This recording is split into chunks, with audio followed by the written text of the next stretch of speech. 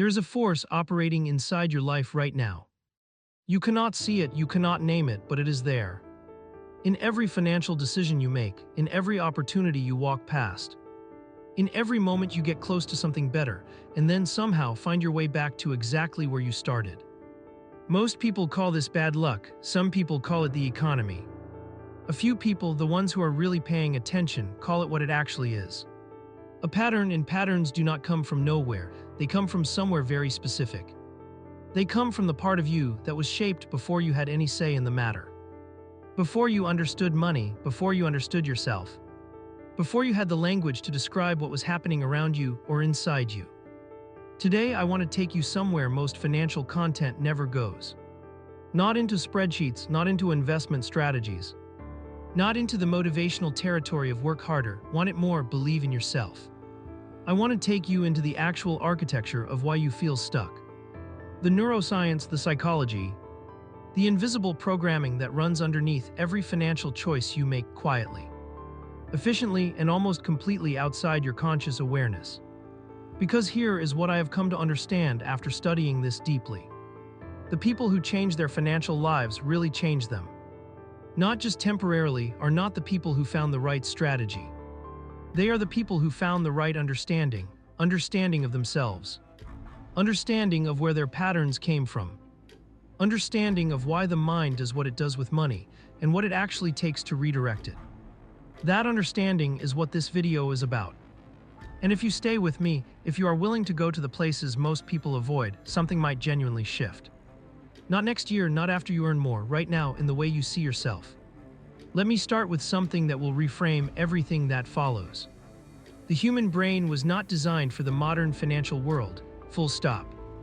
The brain you are using to navigate credit cards, compound interest, long-term investment, and the psychological warfare of modern advertising is the same brain that evolved over hundreds of thousands of years to solve completely different problems.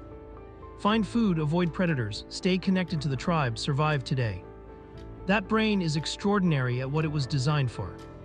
But modern financial life asks it to do things it was never built to do. Delay gratification for decades, tolerate uncertainty without acting. Make rational decisions under chronic stress, resist the pull of immediate reward in favor of abstract future gain. Every one of these demands runs directly against the grain of how the human brain is wired. And the financial system, the advertising industry, the credit industry, the retail industry knows this.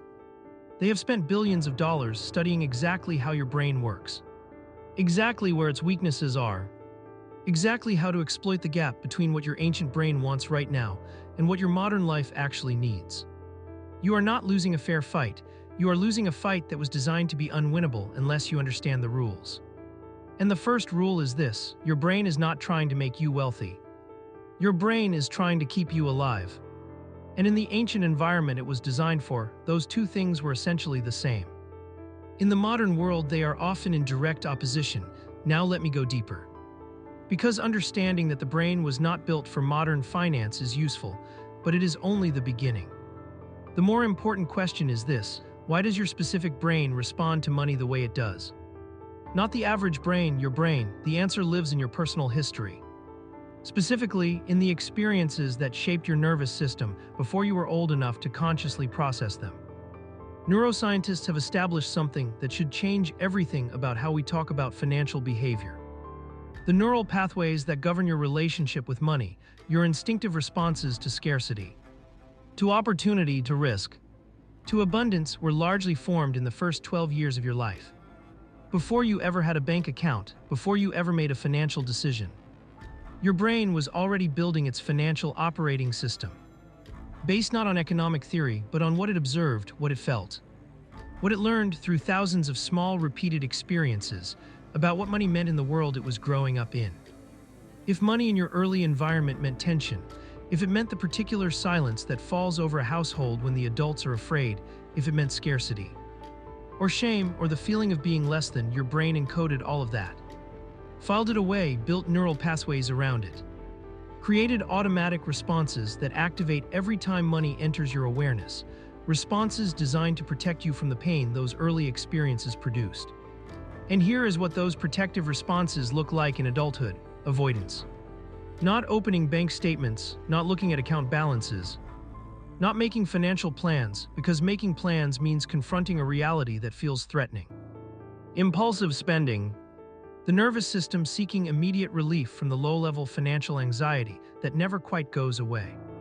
Self-sabotage at the threshold of success, the unconscious dismantling of opportunities that would push you beyond the financial level that feels, in some deep wordless way, familiar. These are not character flaws, these are learned responses, protective mechanisms, built by a young nervous system doing the best it could with the environment it was given. And they have been running on autopilot ever since. Let me tell you about a man named James. James is 31 years old. He is intelligent, he works hard, he has started 3 businesses in the last 6 years. All 3 failed, not catastrophically, but consistently, at almost exactly the same point. Right when things started to work, right when momentum was building, right when success was close enough to touch, something would happen. A decision that seemed reasonable at the time but looked inexplicable afterward. A conflict with a key partner that could have been managed but wasn't. An opportunity that should have been taken but somehow was not. James called himself unlucky, his friends called him self-destructive. But what was actually happening was far more precise than either of those descriptions. James grew up watching his father fail, not dramatically, quietly. A man who had ambition and intelligence, and who, year after year, stopped just short of breakthrough. And James, as a child, absorbed something from watching that. He absorbed the unconscious belief that men in his family do not succeed. That getting close is what they do, that the threshold of real success is not a place where someone like him belongs. He never said this out loud, he would have denied it if you asked him. But the belief was there, running silently, governing his decisions at precisely the moments that mattered most. This is what psychologists call an intergenerational money script. A financial belief, not consciously chosen, inherited from the emotional atmosphere of the family system. And it is far more common than most people realize. Research by Dr. Brad Klontz at Creighton University found that the majority of adults carry money scripts formed in childhood that directly contradict their stated financial goals. They want wealth, but they unconsciously believe that wealth is dangerous, or that it is not for people like them, or that pursuing it will cost them the love and belonging of the people they came from. And the unconscious belief wins every time because the unconscious mind is not rational. It is protective, and it will sacrifice your financial future to protect you from an emotional threat that may have not been real for 20 years. This is the invisible force controlling your financial life, not the economy. Not your education, not your circumstances, though all of those matter. The deepest force is the one that lives inside the neural architecture of your own mind. And until you see it, until you bring it fully into the light and examine it with honest eyes, it will keep running. Quietly, efficiently, exactly as it was programmed to. I want to introduce you to a concept that changed the way I understand human financial behavior. It is called the window of tolerance, developed by neurologist Dr.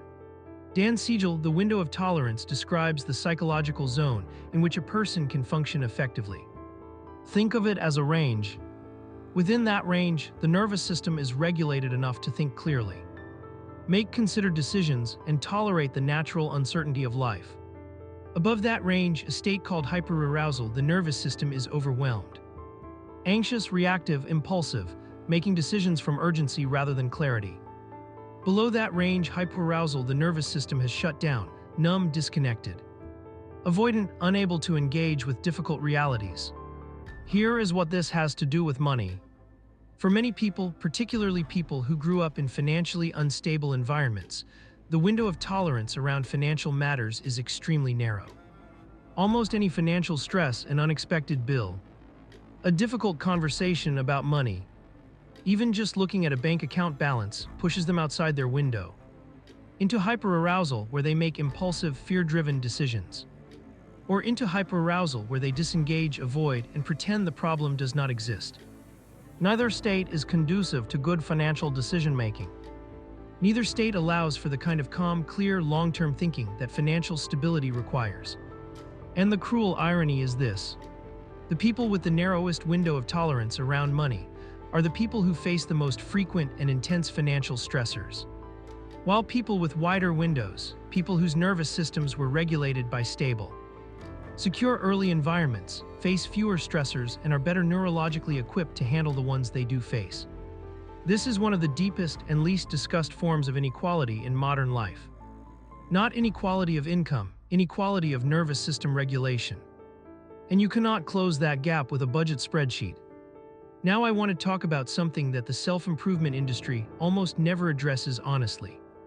The social cost of changing, because here is something that is deeply true about human beings. We do not just have an individual psychology, we have a relational psychology. Our sense of who we are is built not just from our own internal experience, but from our relationships. From the people who know us, from the communities that hold us, from the social context in which our identity was formed. And when we start to change, when we start to move in a direction that is different from the people around us, something complex and often painful happens. The people who love us sometimes resist the change, not because they want us to fail, but because our change implicitly challenges their own choices and their own limitations. Because our growth can feel to them like a kind of departure, like we are leaving. Like we are saying through our actions that where we came from was not enough. And for many people, people for whom community is survival, for whom belonging is not a luxury but a psychological necessity, this social resistance is enough to stop the change. Not because they are weak, because they are human. Because the need for belonging is one of the most powerful drives in the human nervous system. More powerful in many moments than the desire for financial improvement. This is why so many people make progress, real, meaningful, measurable progress, and then quietly walk it back. Not because the progress was not working, but because the progress was threatening something that mattered more in that moment.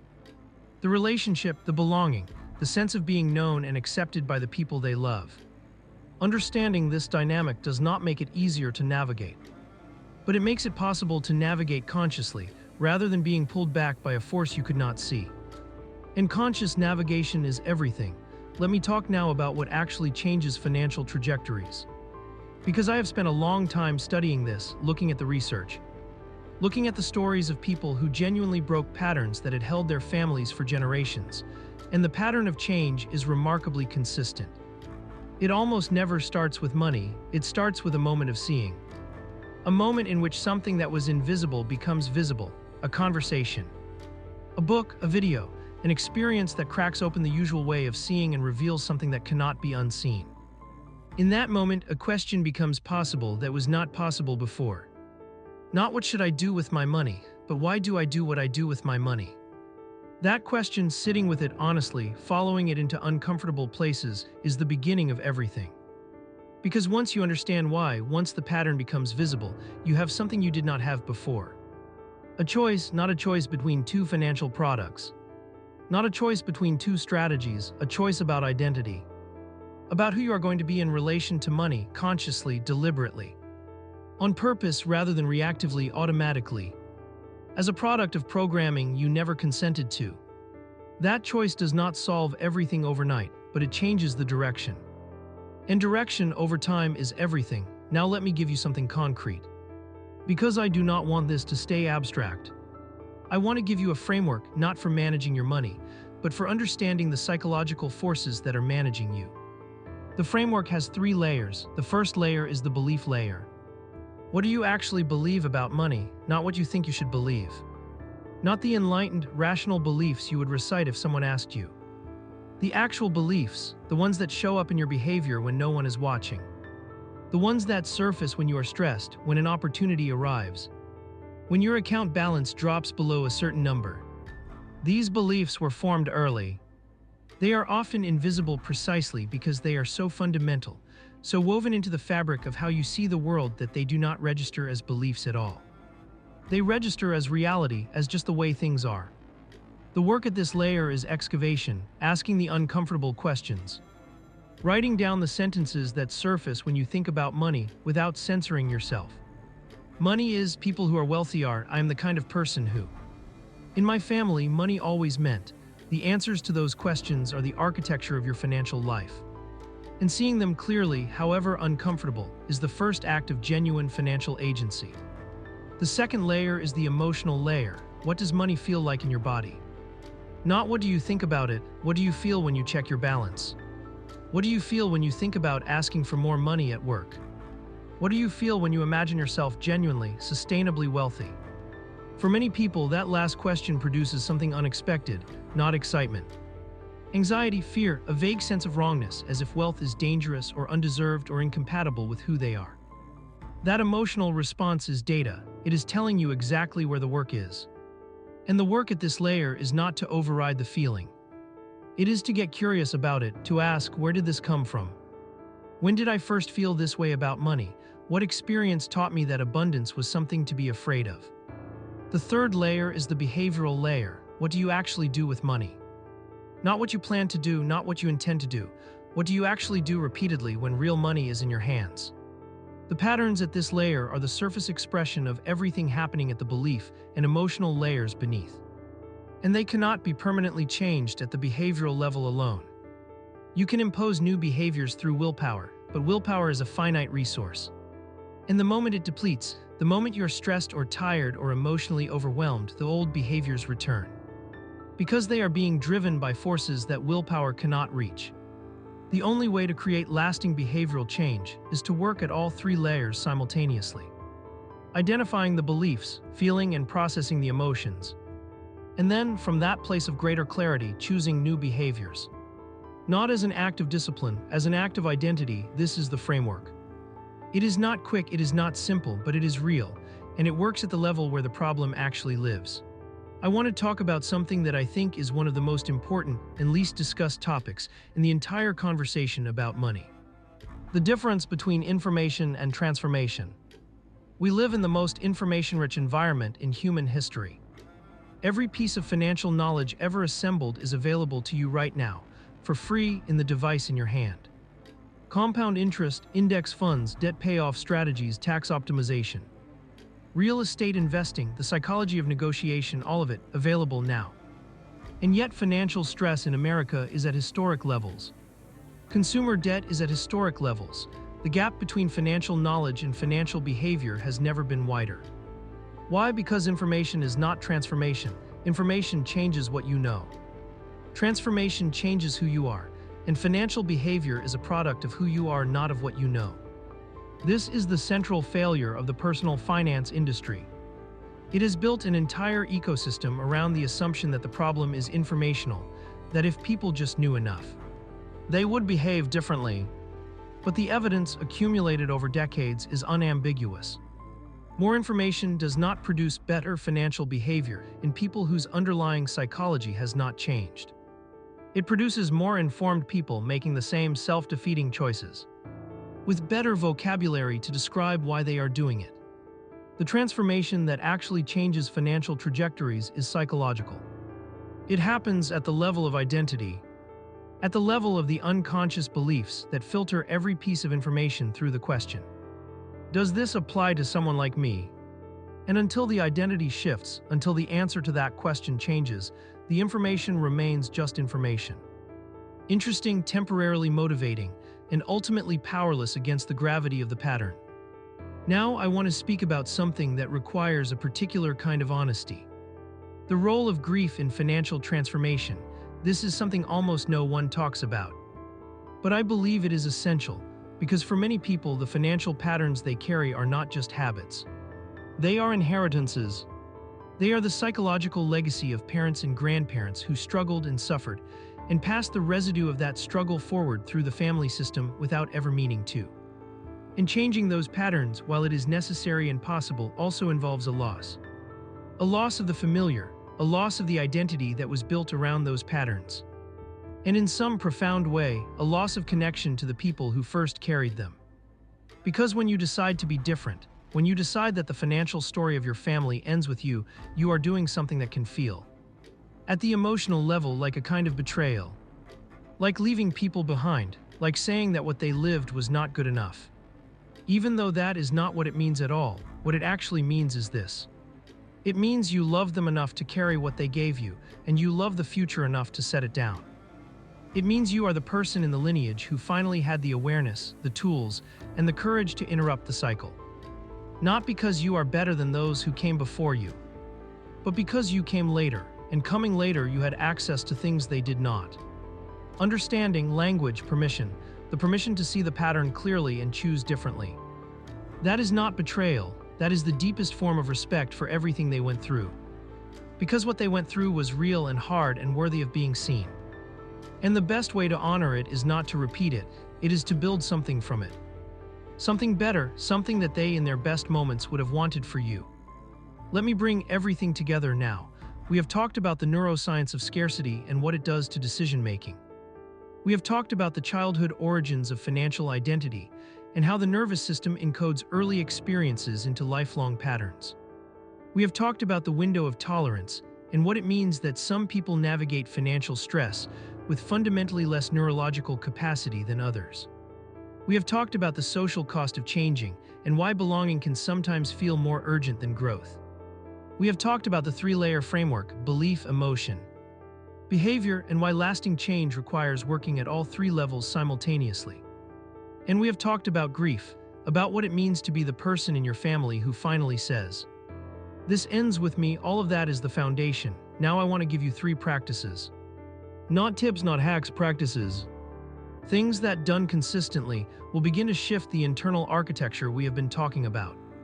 The first practice is called the honest inventory. Once a week, for 10 minutes, sit down with a piece of paper and write honestly about your relationship with money that week. Not your financial performance, your relationship. What did you avoid? What decision did you make from fear? What opportunity did you minimize? What did you spend on that was really about something else? Write without judgment.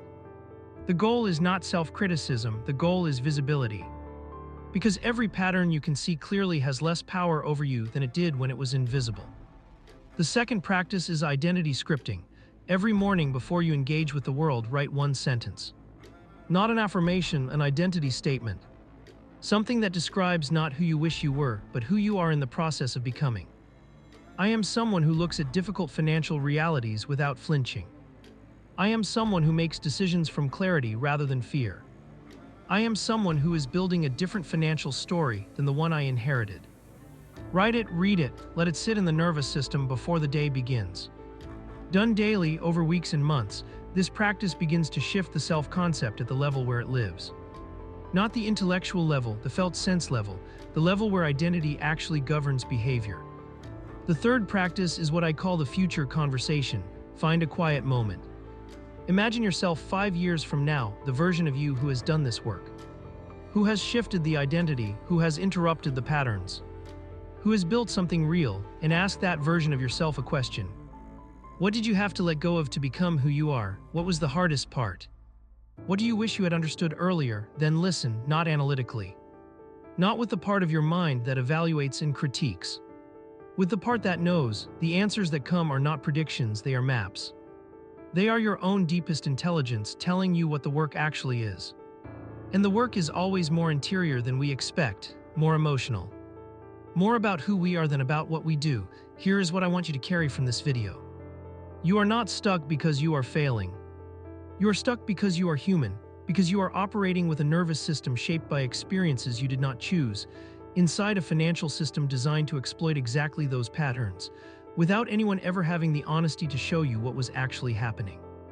This video is that honesty, and the fact that you watched it, all of it, tells me something about you.